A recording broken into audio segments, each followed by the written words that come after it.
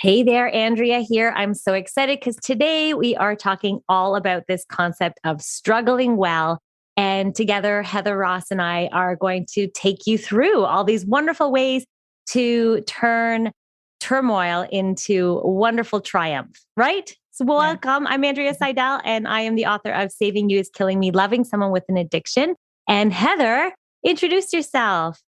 Hi, my name's Heather Ross, and I work with parents who have a child struggling with addiction. And I have gone through all of the stages of addiction in working with my daughter. She started struggling with addiction when she was in her around 12, 13 years old. That was when she started really using and experimenting. And then, it just escalated over the years. And in my early part of my journey, I felt very alone. And like I had a huge lack of resources. And so I had to do a lot of work trying to figure out how to support my daughter. And in the beginning, I did not do well at all.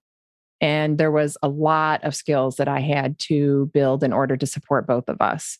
And so that's a big part of my story and a huge part of my journey. And, just the changes that I have made to be able to support both of us.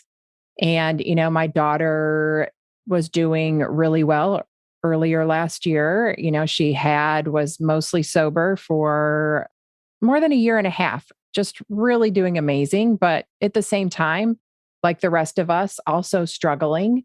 And in December, she relapsed and she was sold fentanyl.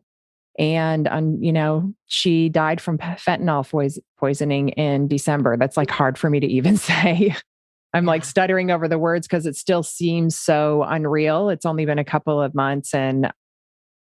But because of, how I showed up for myself in her addiction and, continued to learn and grow through it, I'm now able to focus on showing up for myself in dealing with the trauma and the grief of the loss of her in this phase of addiction. It's another, phase. It's the possibility of what could happen really to any of us at any time. But then, there's just this increased risk when you're dealing with addiction. And so a big part of my focus right now, as you said, is just how can I struggle well? Oh my gosh. Well, first of all, we've been friends for a long time now. And what brought us together is the common thread that we both loved someone with an addiction. And so, yes, when I saw your post, I reached out to you right away and my heart just sunk and I just want to share, we talked about this just before we hit record, and we don't want to go there because the tears will flow. And, although part of struggling well is honoring the feelings, honoring all the feelings. And I'm just so grateful that we can have this conversation today, Heather, because you and I both know firsthand how hard it is to love someone with an addiction, and the struggle is tremendous. And I just want to commend you also on how strong you have been through all this, and how you continue to show up and be of service to other people with your podcast and your coaching and everything that you do. And so I'm just so thrilled that you're here and that we're having a conversation today, because there are so many, it's sad, there's so many other people. And I always say this in my community as well, is like, you know what? I wish we were meeting under different circumstances, but I'm so happy that we found community here and that we are together. So that's why we're doing this podcast, right, Heather? This is why we're gonna help people so that they can struggle well. And what's interesting about this, and my story too, is we all have our own experience and story. It didn't end well, but I did have to use all of these strategies in order to be resilient through it, in order to take back my power, in order to, put one foot in front of the other, right? So let's jump in. Let's talk about this idea of resilience and that sort of stuff. So yes, share your perspective of struggling well, because we did do a little bit of an episode before, and we just, it really resonated with a lot of people. Yeah. And we're both at different places in our lives right now, too. For me, struggling well has looked very different at different phases in my life. And so I think that that's really important to recognize that I feel like everything that I've experienced has been in an order that has helped me work my way through everything. Like dealing with my daughter's addiction, that came first. And then, last year I dealt with breast cancer, which pushed me to really grow and change in a totally different way. But both of those things gave me the resilience and the skills to be able to struggle well right now. I think it would look very different for me if, say, my daughter had died early in her addiction and I hadn't had the time to do the work on myself that I have done to build the skills, really, that are life skills that we need. But it was just her addiction that pushed me to do it. And then, building this totally different set of skills as far as really loving myself through breast cancer and loving my body through the changes of breast cancer and experiencing my own battle, right? It was just me in the arena this time, instead of my daughter being in the battle and me trying to support her. So my struggling well looks very different now than it would have if things hadn't happened in this particular order. But I'm so, so grateful that I have the skill set to be able to just like cleanly, I call it, grieve, because I'm just grieving. I'm not like working through all the trauma or, trying to build these tools at the same time. I'm able to just like grieve the loss of her without having the heaviness of all of these other things. And so I can just really honor that and have it be about that. And also be able to, I'm so grateful that I can still like work and help other people and experience joy even. I can be crying and laughing at the same time because of these skills. So I think that that's a really important part of struggling well, is just honoring where you are with it, and that how it will look different for different people. Never compare yourself, and how it will look different for you at different times in your life. What was your Yes. experience with it?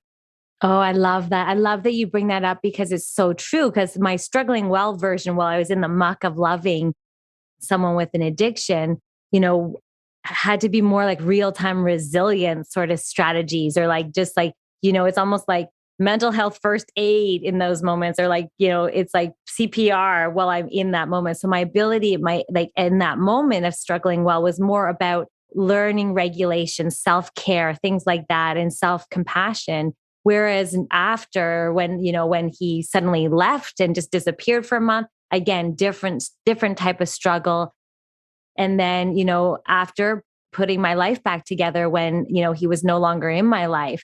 So I love that you bring that up, that struggling well really is different in different stages. And I also enjoy that you bring to our attention this idea that resilience is, and the way I always put it, is like a muscle. The more we do it, the better we get at it. And the more, not that I always say, what doesn't kill you make you stronger, but like, I don't need anything else. I don't need anything else to make me stronger. Like, no, thank you.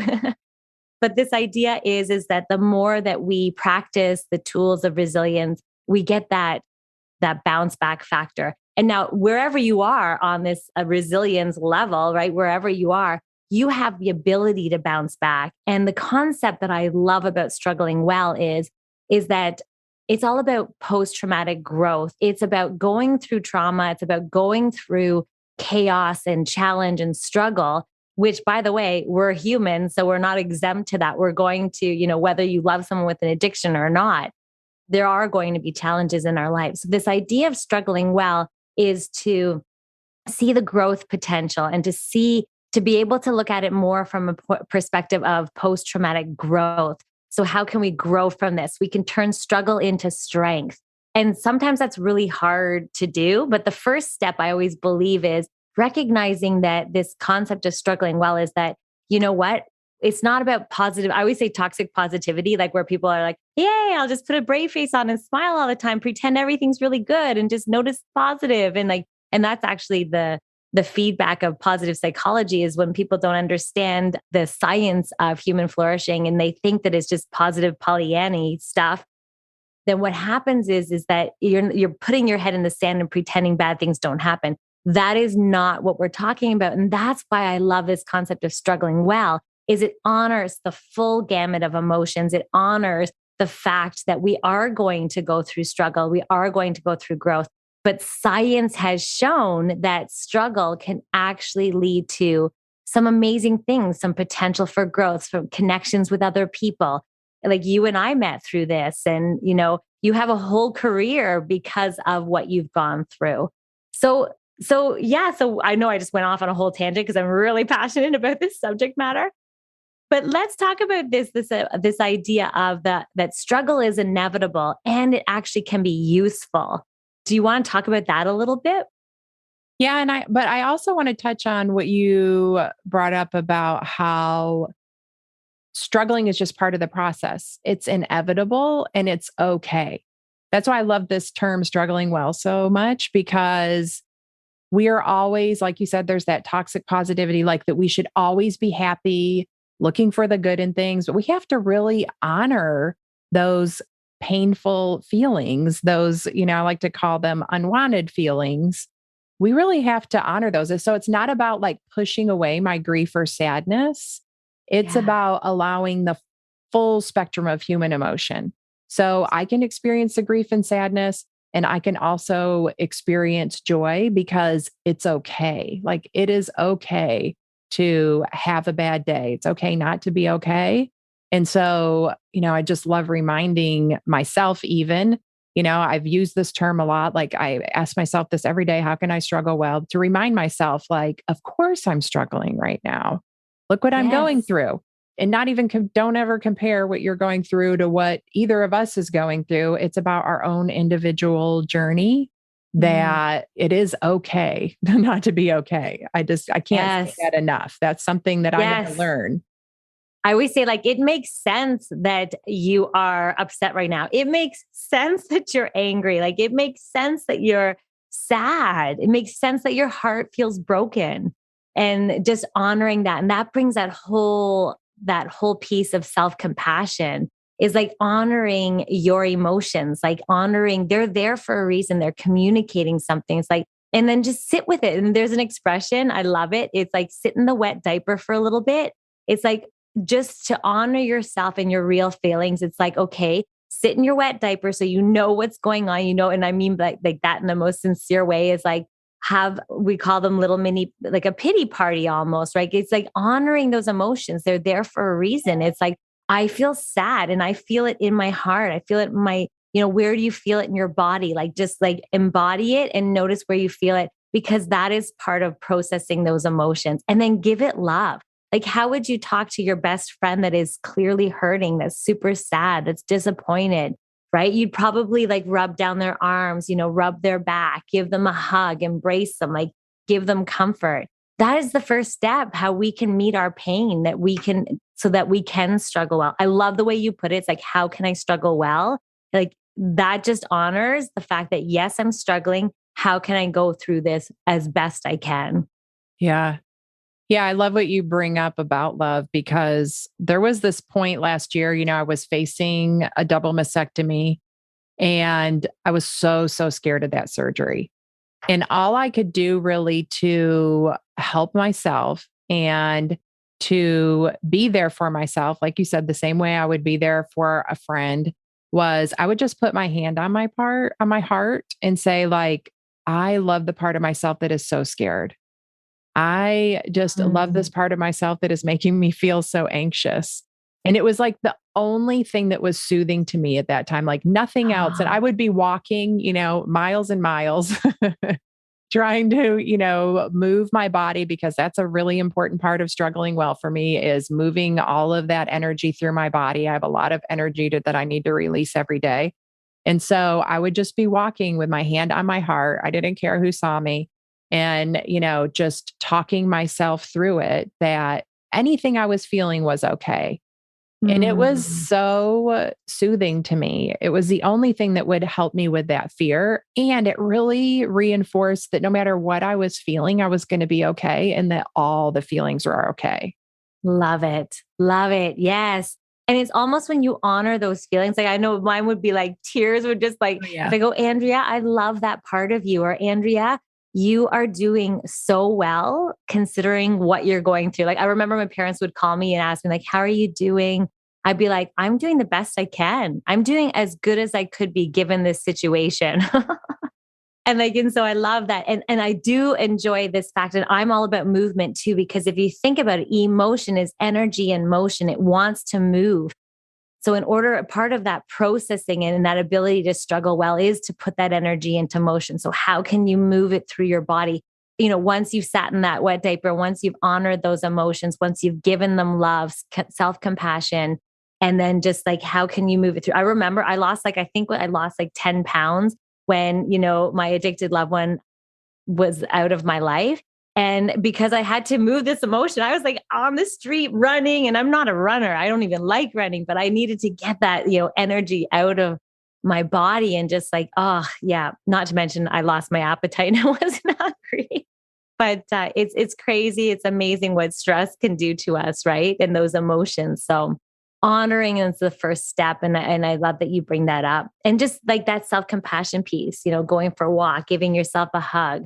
Yeah. So the other pieces too, I know we talked about a lot about that struggle is inevitable and actually can be useful. It's like, what? What's this? Like, people are thinking, how can struggle be useful? Let's talk about that, because that's kind of like, I don't know, like when you're in the muck of it, you don't really see it as useful. Well, yeah, I mean, I resisted it for a long time. I wanted to have all the answers and be in control.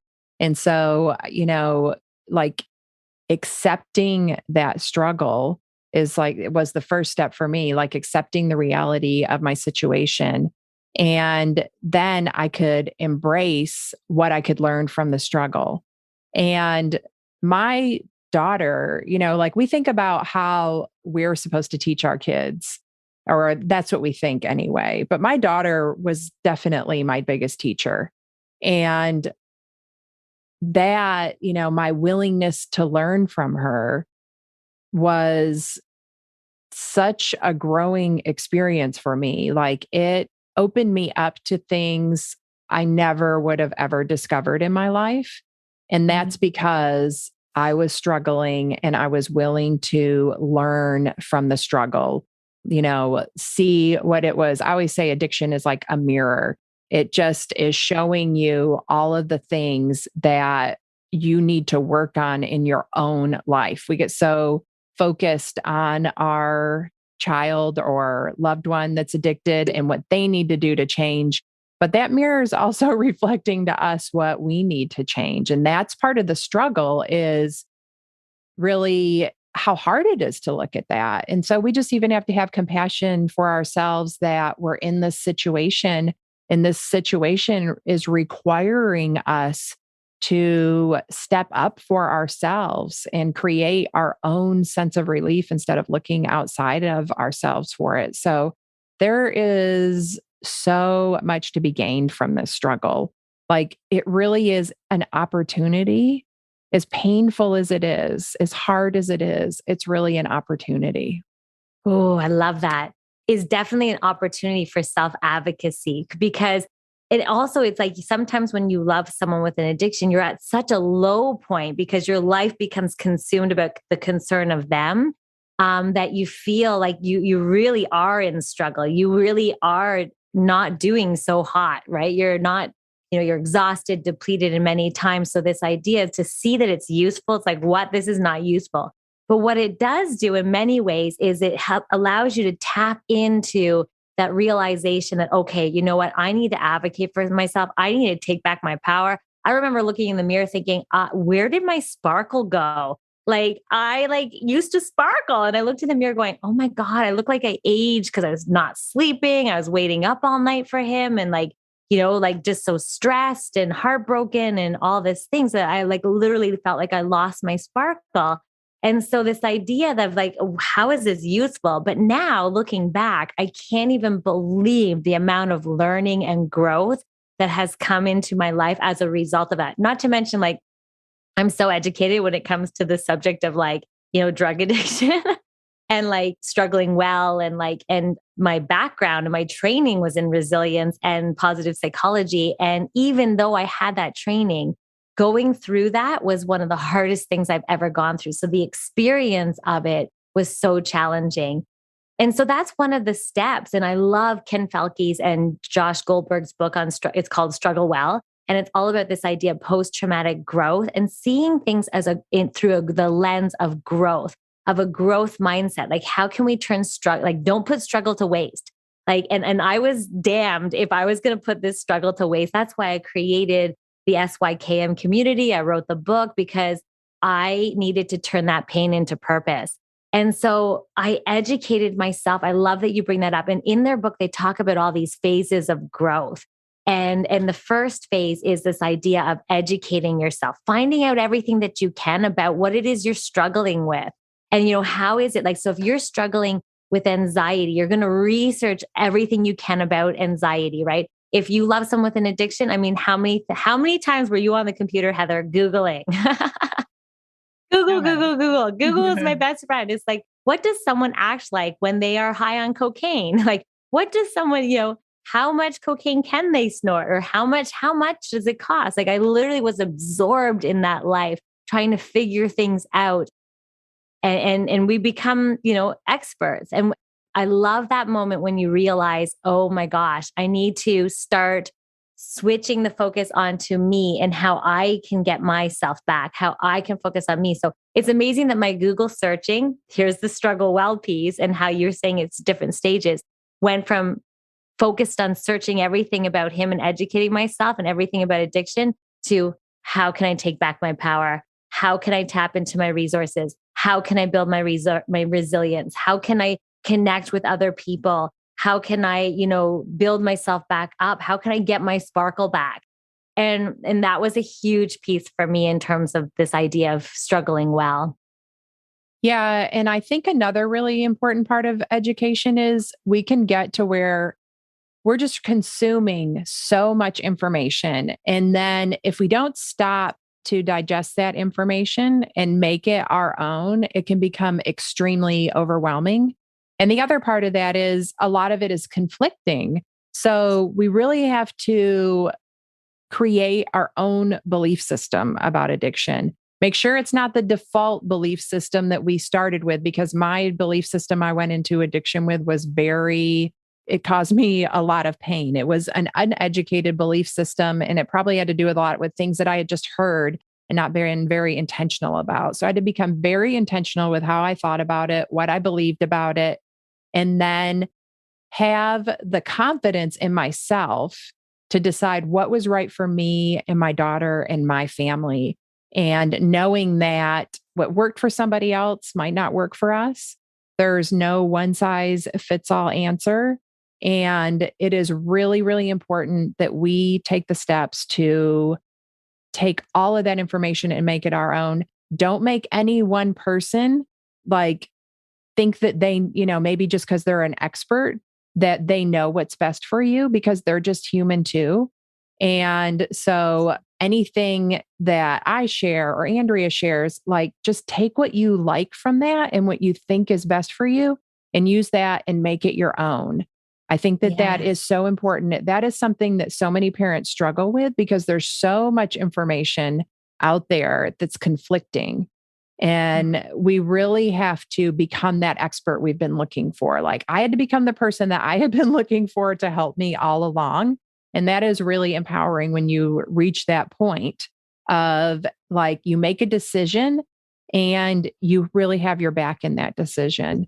And like you said, like, I think the magic really happens when we turn the focus to ourselves, when we stop focusing on the other person and how can we fix or change them, but how can we change and help ourselves? That's when our lives really start to get better. And yeah, so education is a really, really important part of struggling well and post-traumatic growth. Yes. And the other thing too that you bring up so nicely too is this idea of self-regulation and practicing things that make you feel safe and taking ownership for yourself, shifting the focus back onto you. And so I always say one of the elements that kind of goes out the window when you love someone with an addiction is that feeling of safety and predictability and things like that. So and the stress that comes along with it. So it's another way to struggle well. And according to science and positive psychology and post-traumatic growth, is this idea of learning regulation. So learning practices that make you feel safe. And you yourself, I love that you walked down went for a walk and you put your hand on your heart and you made yourself feel safe before your surgery. This idea of down regulating your nervous system is so important. It's been chronically activated with this stress response. And so think about all the things that help make you feel safe. So for me, it's meditation. It's a warm blanket. I sometimes just throw my blanket in the dryer to heat it up and I wrap it around me and I melt. It feels so good. It's reading a really nice book for me. It's yoga, it's burning incense in my house, it's lighting a candle, it's emulating this idea of safe return home. So things that make you feel grounded, maybe it's a nice warm cup of tea. And these sound like crazy things, but science has shown that this really helps to downregulate the stress response and downregulate the nervous system. And so this is another way that we can struggle well. So what are some of the things for you, Heather, that helps you with this regulation or down regulating your nervous system from stress? It's very similar for me to what you said. Last night, I went to a sound bath on the beach, which is a form of meditation. Yeah. I mean, it is 3 hours round trip for me to go to the sound bath on the beach. And I go usually like twice a month. It's been a little bit cold, so I haven't gone as much lately. And Florida cold. But, Florida cold. Sympathy. No. Right. So I love doing stuff like that. Meditating is so important because it keeps me in my body. And, we were talking about moving before and how important that is, but also like you mentioned, like the stillness is really important. And that's a part of like sitting with our feelings. Like last night, I went through this full evolution of emotions during the sound bath. Like when we got really still and first started, I was crying and I was like, oh my gosh, I'm crying. It's going to last forever. But it didn't. And then by the end, I just felt so like I had, just so released so much junk. And, I left there with a smile on my face. So, I use essential oils and incense, like you said, meditation. I love crystals, energy healing. Yeah, going for walks. But the thing is also, it's just the repetition of those things. Mm-hmm. Like, even sometimes just going outside can change how I feel. Like, if I'm really struggling to regulate myself and I'm sitting here working, I'll go outside and sit outside for a few minutes, and that can help me get my feelings regulated. But it's also just the repetition of these things. Like your mind gets used to it and you start to look forward to it and you kind of realize it's like, the feeling I get when I'm driving to the place I walk every day.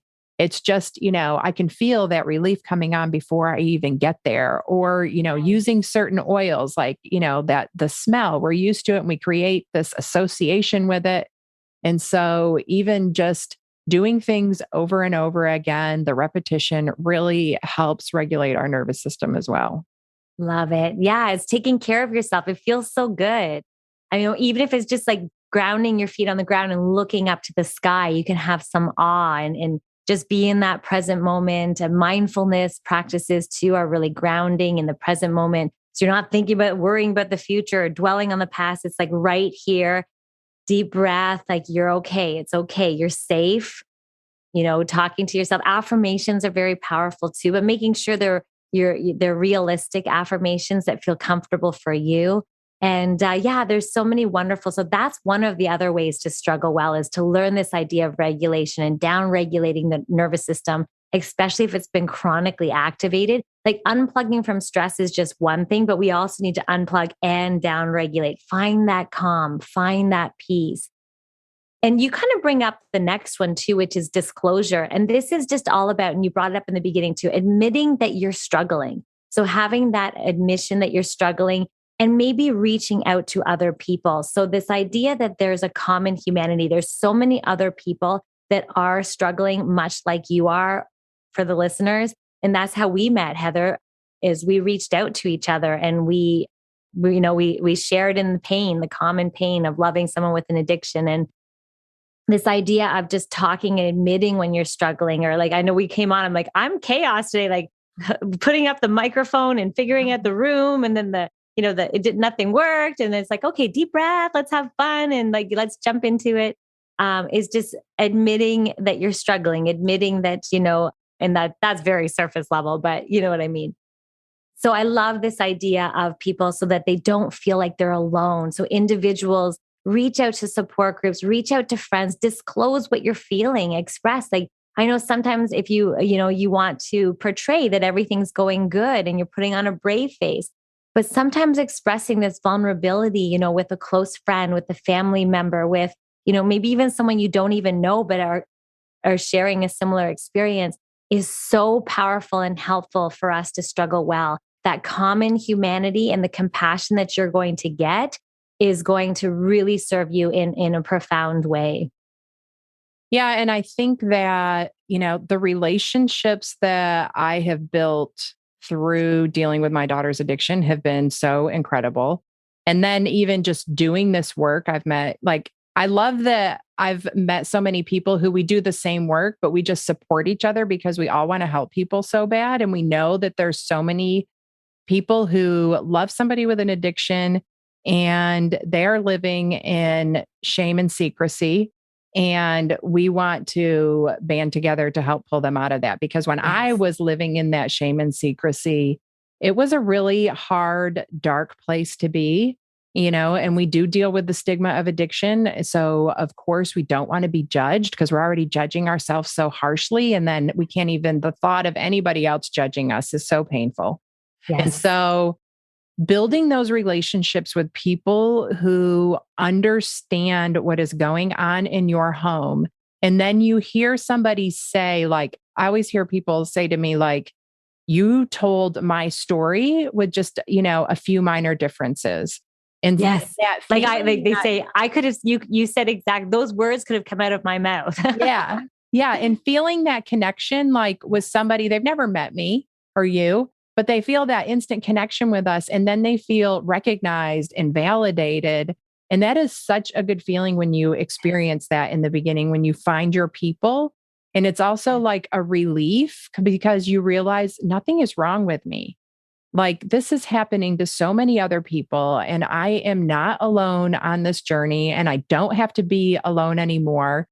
And that, again, that skill of reaching out to others and building relationships and accepting help from other people has served me so well in this process and has helped me to struggle well. Like to say, I'm sure I said it to you, like when you were offering to help me after Helena died, asking me what I need. I'm like, I don't even know what I need right now, but just keep reaching out to me. Right. And so you did, and you were doing whatever you could to help me. And it's just that skill of asking for what we need. Right. We're so, I think, beat down by addiction sometimes. By the time we start building those relationships, we don't even know what we need. And so these relationships that I've had have helped me to really understand what I need or what I might need in the future, and to be able to communicate that with people, and that it's safe and that it's okay to do it. Like these relations, I could just go on about every part of this. So I'm going to cut it off here, but it is a key part of struggling well for me is the community that I have with other people who are going through the same thing that I am. It's paramount. It's like, this is something that really has helped me. And yes, if you haven't reached out, any of the listeners here, if they haven't reached out, I do suggest you reach out to either, Heather's wonderful Facebook group as well as my Facebook group. And there's a wealth of support there and so many positive people that are there to lift you up when you're knocked down, and also that you can lift up when they're down. Really, really important. And I love that you bring up this whole element of self-awareness. So being aware of your emotions and not like no shame around them, that they're real, they're there. but then also this element of connecting with community and recognizing there's a common humanity, to not feel isolated in this. Very important so that we can struggle well, and also feeling safe and in a community of kindness. So being kind also will serve you. And which brings us to one of the other elements of struggling well, is this amazing piece is basically called being of service. And what it is serving and showing up for other people that are struggling.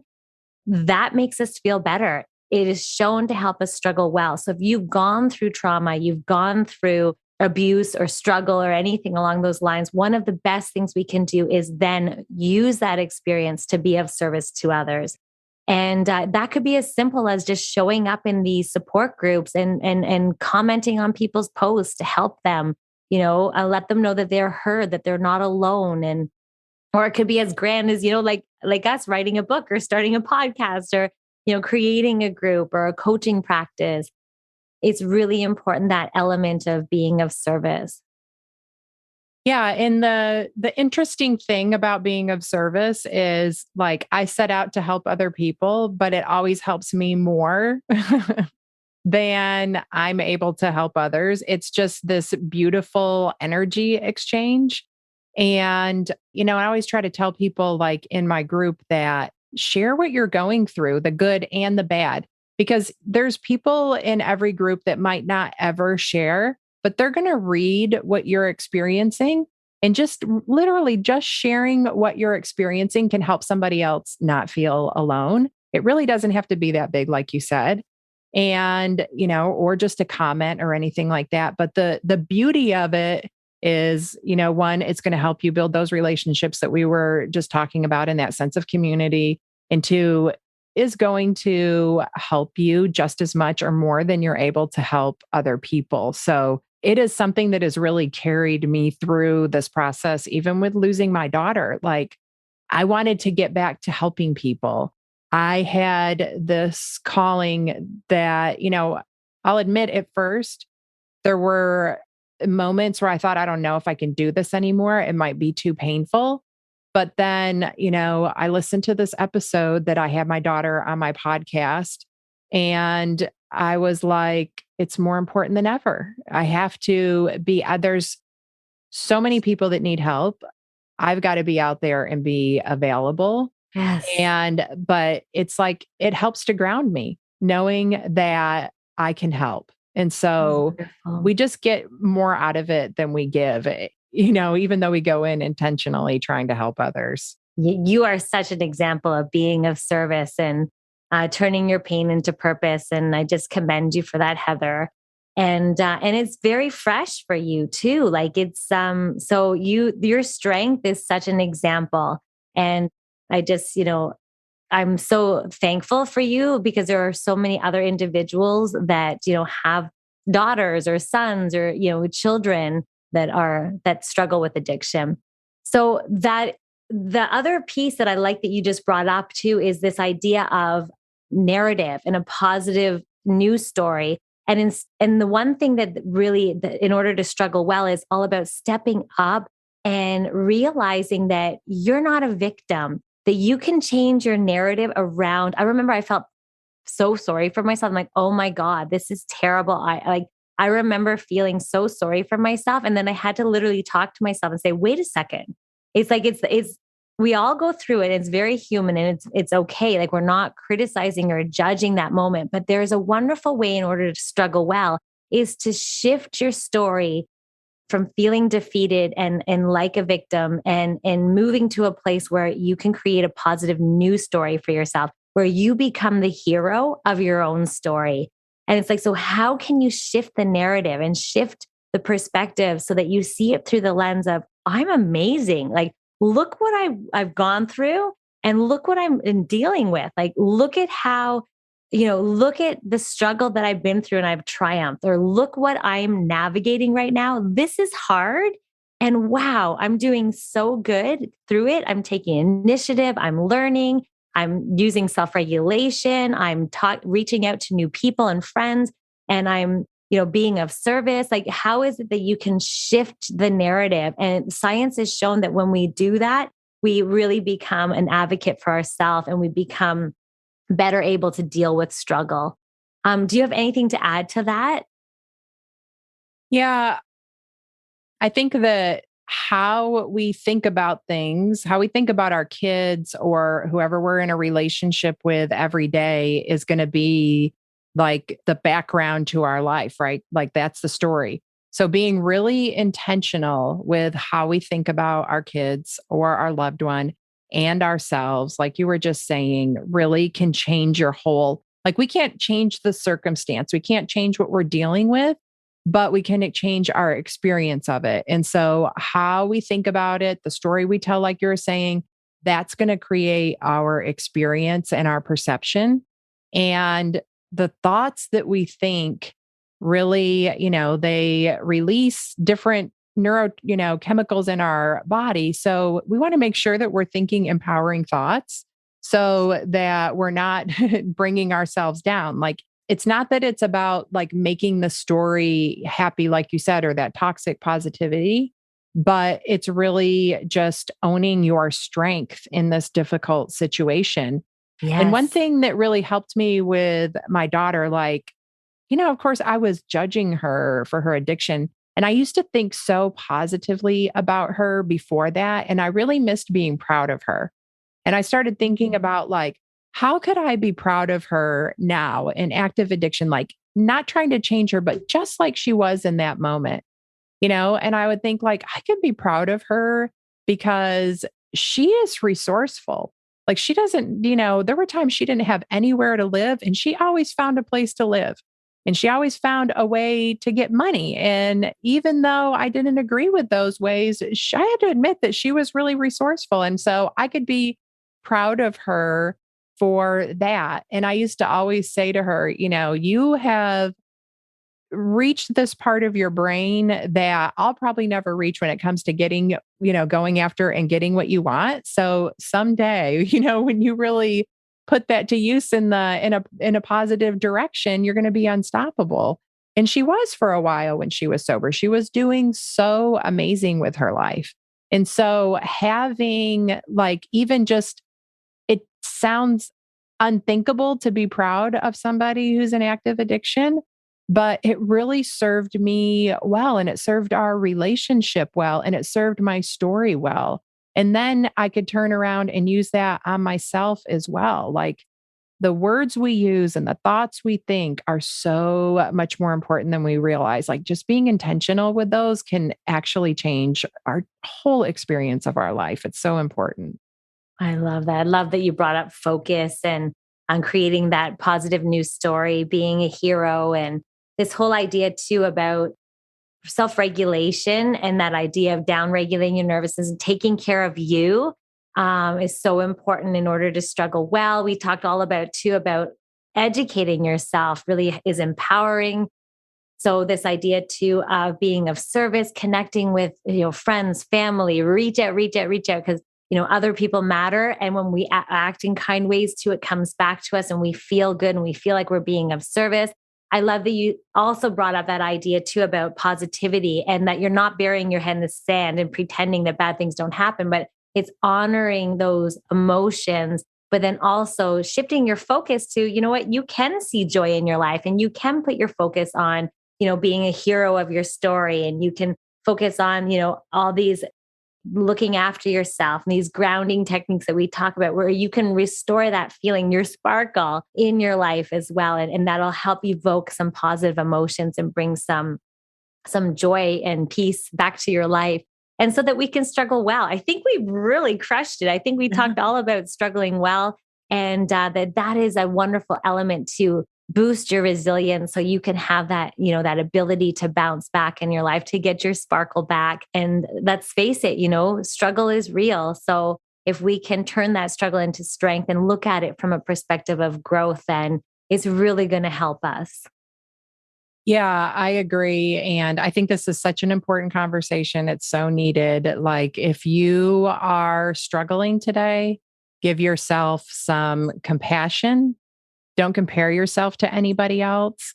And just keep asking yourself that question, like, how can I struggle well today? What does struggling well look like for me? Not for anybody else, but what does it look like for me? Like, how can I love and support myself today. And don't go through it alone. Like, find your person. Even if it's not us, keep looking. Yes. Find your person, find somebody who you resonate with that is telling your story, somebody who, can help you. Like, do not go through this alone. Yes. And which people are going to want to get a hold of you, Heather. And we will put our links in the show notes, obviously. But of course, my website is savingyouiskillingme.com. And would you love to share where people can get a hold of you as well? Yeah, my website is heatherrosscoaching.com, and I'm at Heather Ross Coaching everywhere on Instagram and Facebook. And my podcast is called Living with Addiction. Excellent. Yay. And mine is all Saving You is Killing Me, loving someone with an addiction everywhere as well.